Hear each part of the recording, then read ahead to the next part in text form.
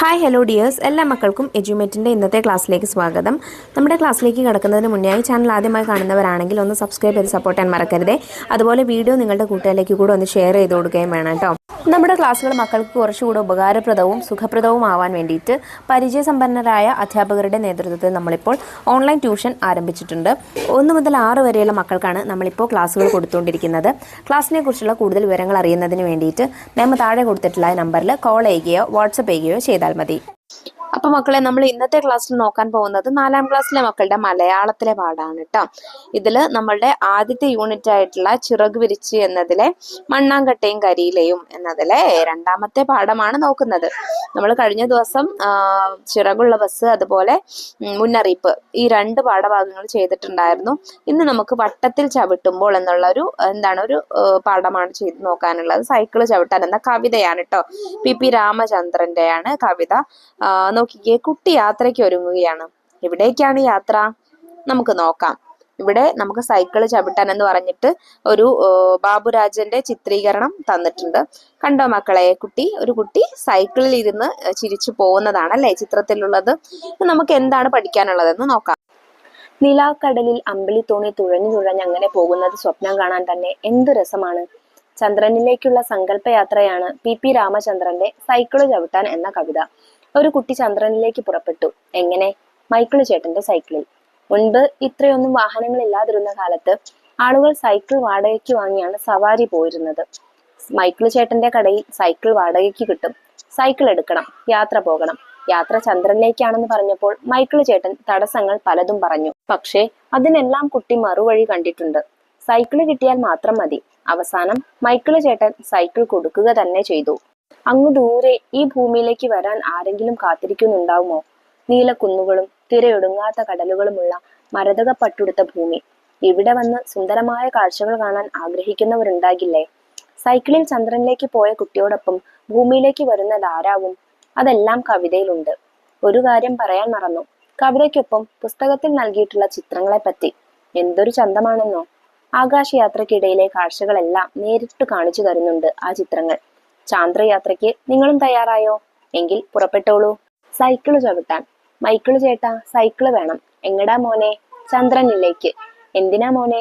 നിലാവ് കൊള്ളാൻ. ബെല്ലില്ല മോനെ, നാവുണ്ട് ചേട്ടാ.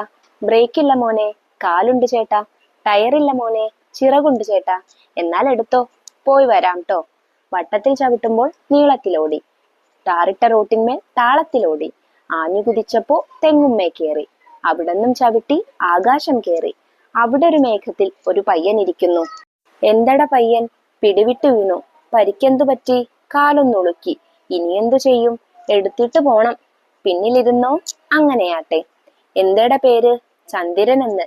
എവിടത്തെ ചന്ദ്രൻ? മാനത്തെ ചന്ദ്രൻ. എവിടെ പോണം? ഭൂമി പോണം. എന്തിനു പോണം? സൈക്കിള് ചവിട്ടാൻ. അപ്പൊ ഒരു കുട്ടി, യാത്ര ചെയ്യാൻ ഇഷ്ടപ്പെടുന്ന ഒരു കുട്ടി മൈക്കിൾ ചേട്ടന്റെ കടയിൽ നിന്ന് സൈക്കിള് വാടകയ്ക്ക് എടുക്കുന്നു. എന്തിനാ വാടകയ്ക്ക് എടുത്തത്?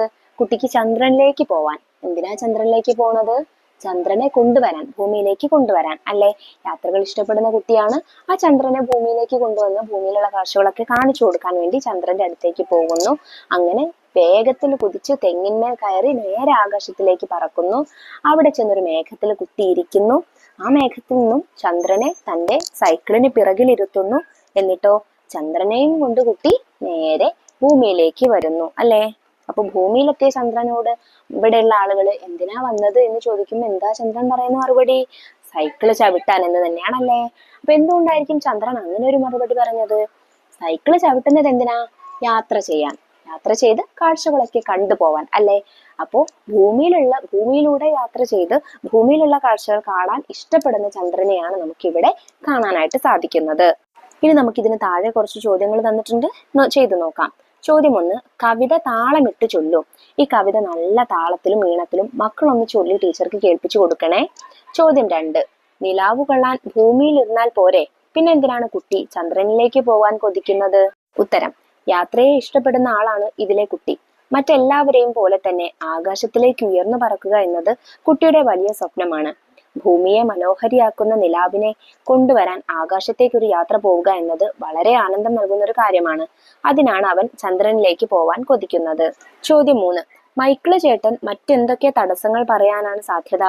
കുട്ടിയുടെ മറുപടി എന്തായിരിക്കും?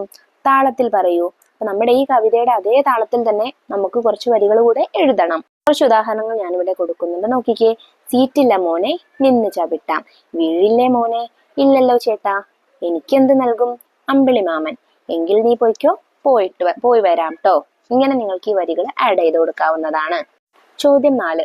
ഭൂമിയിലെത്തിയ ചന്ദ്രൻ സൈക്കിൾ സവാരിയിൽ കണ്ട കാഴ്ചകൾ എന്തൊക്കെയാവും? ഉത്തരം: നീലക്കുന്നുകളും തിരയൊടുങ്ങാത്ത കടലുകളും ആകാശം മുട്ടെ ഉയർന്നു നിൽക്കുന്ന തെങ്ങിൻ തോപ്പുകളും കളകളം പാടുന്ന പുഴകളും കുളങ്ങളും അതിൽ തുള്ളിക്കളിക്കുന്ന മീനുകളും മൈതാനത്ത് ഓടിക്കളിക്കുന്ന കുട്ടികളും അങ്ങനെ ഒത്തിരി കാഴ്ചകൾ ഭൂമിയിലെത്തിയ ചന്ദ്രൻ സൈക്കിൾ സവാരിയിലൂടെ കണ്ടിട്ടുണ്ടാകും.